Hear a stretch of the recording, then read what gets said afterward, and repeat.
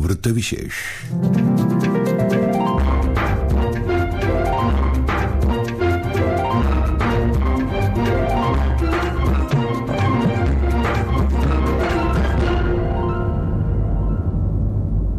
श्रोते हो, नमस्कार.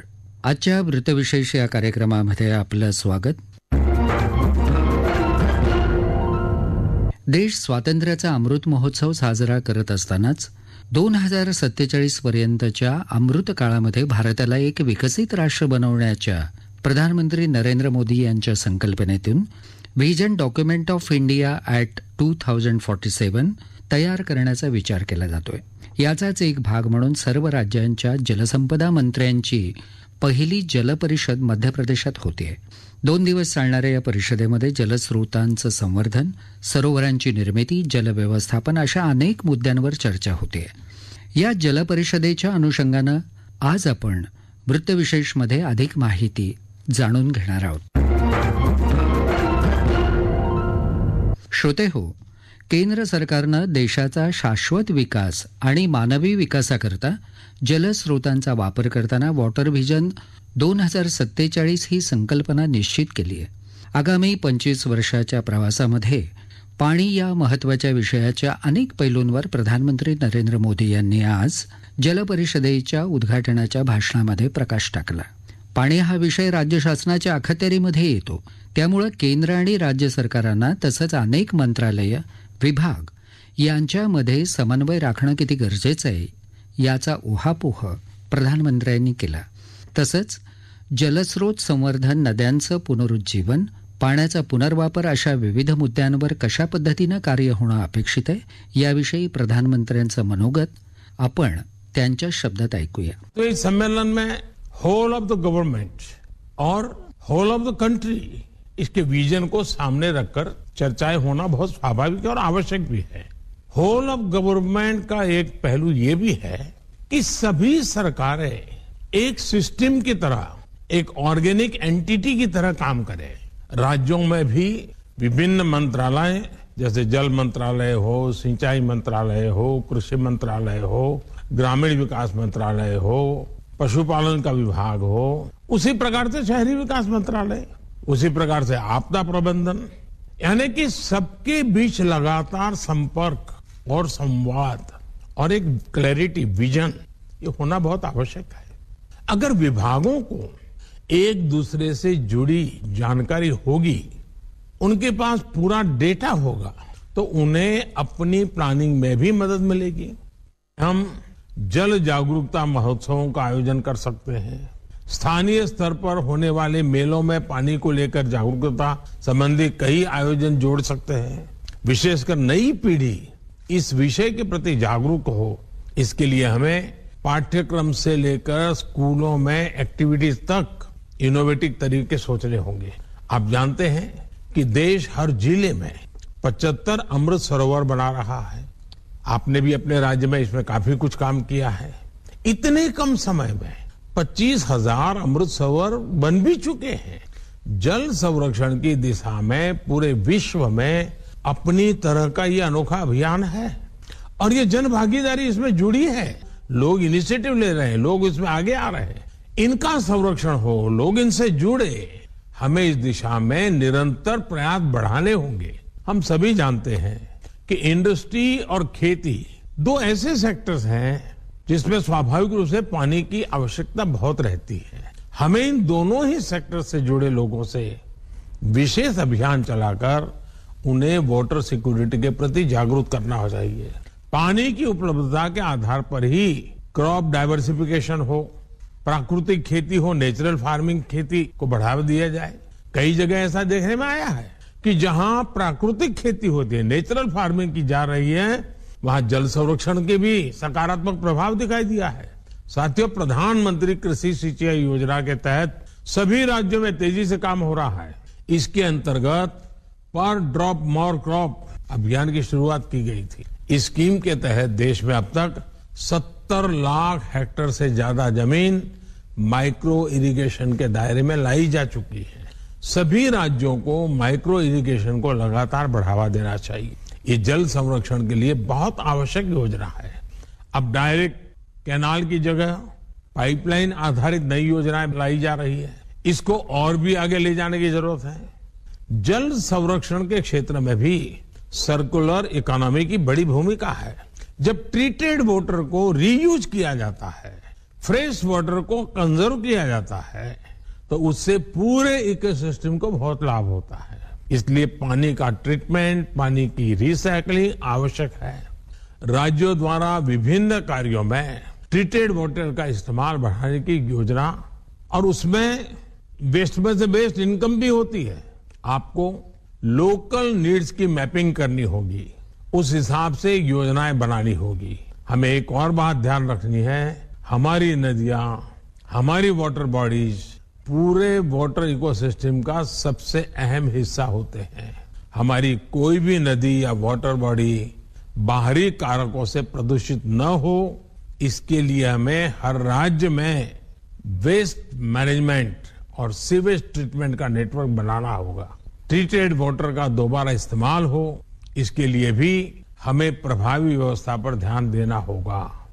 नमामि गंगे मिशन को टेम्पलेट बनाकर बाकी राज्य भी अपने यहां नदियों के संरक्षण और पुनर्जीवन के लिए ऐसे ही अभियान शुरू कर सकते हैं। श्रोते हो, जल है जीवन, जल है तो कल है अशी वाक्य अगदी सहजपणे वापरली जातात, परंतु जलस्रोतांचं संवर्धन, पाण्याचा वापर, जलशेती याकडे आता अधिक डोळसतेनं पाहण्याची गरज निर्माण झाली आहे।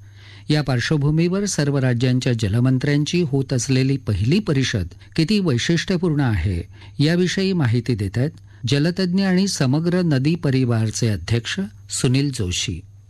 सन 2047 पर्यंत भारताला एक विकसित, आत्मनिर्भर आणि सक्षम राष्ट्र बनवण्याच्या पंतप्रधान नरेंद्र मोदी यांच्या संकल्पनेला अनुसरून केंद्र सरकार कृती आराखडा आणि व्हिजन डॉक्युमेंट ऑफ इंडिया 2047 तयार करणार आहे। त्याचाच एक भाग म्हणून भोपाळ येथे आजपासून सुरू झालेल्या वॉटर व्हिजन 2047 ही भारतातील पहिली अखिल भारतीय वार्षिक जल परिषद आयोजित केली आहे, ज्यामध्ये पाणी, पर्यावरण, अन्न सुरक्षा आणि त्याच्याशी जोडल्या गेलेल्या विविध घटकांचे मंत्री हे या ठिकाणी उपस्थित राहत आहेत। पंतप्रधानांनी 15 ऑगस्ट 2022च्या लाल किल्ल्यावरील संबोधनामध्ये 5 मंत्रांचा उल्लेख केला होता। आत्मनिर्भर आणि सशक्त भारत निर्मिती करायची असेल तर त्यासाठी राजकीय इच्छाशक्ती, सार्वजनिक वित्तपुरवठा भागीदारी, लोकसहभाग, शाश्वततेसाठी अनुनय अशा या त्या 5 मंत्रांचं त्यांनी अत्यंत आत्मविश्वासाने लोकांसमोर मांडलेलं आव्हान होतं। आता हे कृतीमध्ये आणण्यासाठी फार मोठ्या देशव्यापी अशा उपक्रमाची आवश्यकता आहेच आहे आणि पाणी हा सगळ्यांना जोडणारा घटक असल्यामुळं देश पातळीवरील सर्व राज्यांमध्ये ही मानसिकता तयार करायची असेल तर अशा प्रकारची कृती ही उपयुक्त ठरणार आहे। आता यामध्ये आपण जर पाहिलं, अन्न, वस्त्र, निवारा ही मागच्या शतकापर्यंत प्राथमिक आपली गरज होती।